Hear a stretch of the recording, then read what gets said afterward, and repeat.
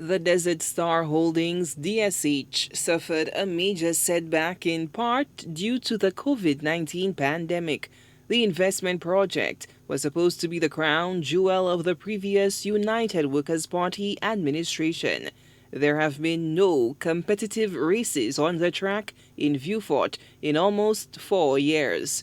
This week, our news cameras captured movement at the facility. It appears that a number of tents were being dismantled.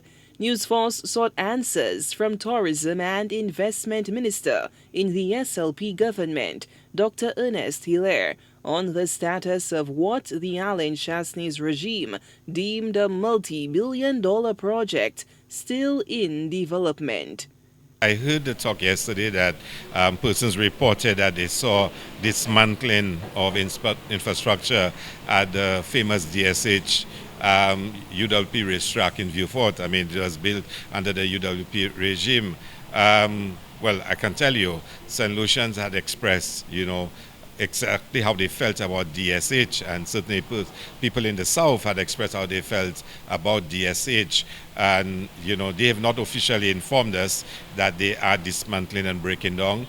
The last I knew that there were differences between themselves and ourselves on the status of the project.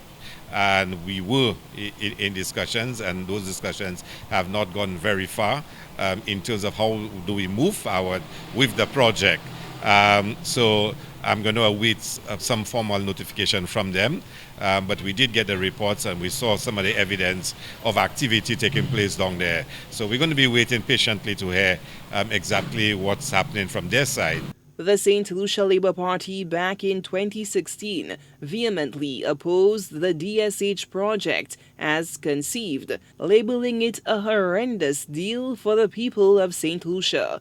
Dr. Hilaire says the SLP, now at the helm, maintains that DSH needs to be revised to benefit the island.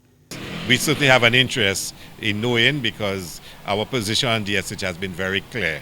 As much as we want development in the country, we want development that is fair, reasonable, and brings benefit to the people of St. Lucia. And that's our approach to that project and all other projects. I think the timing is a bit suspect, given that we just heard about the Southern Equestrian Alliance having their upcoming fringe event. Well, I'm not sure. The Southern horse racing has been something that has been going on for a while, even before DSH. In fact, the persons in the South were very upset that DSH seemed to have been given permission to operate to their detriment, and they felt the last government was not very supportive of what was going on in the South and kill horse racing in the South. And therefore, it's a long historical, activity that has been revived.